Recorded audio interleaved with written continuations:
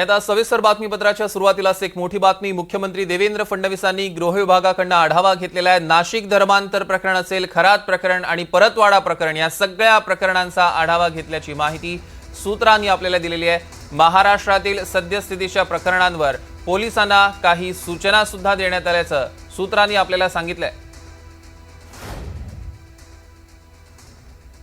दरम्यान आपण बघतोय मुख्यमंत्री देवेंद्र फडणवीसांनी गृह विभागाकडून या सगळ्या प्रकरणांचा आढावा घेतलाय। महाराष्ट्रात विशेषतः जे काही चाललेलं आहे, सद्यस्थितीत जी काही प्रकरणं सध्या समोर आली आहे त्या सगळ्याचा आढावा त्यांनी घेतला। फडणवीसांनी काय सूचना दिलेल्या आहेत हे एकदा बघूया ग्राफिक्सच्या माध्यमातून।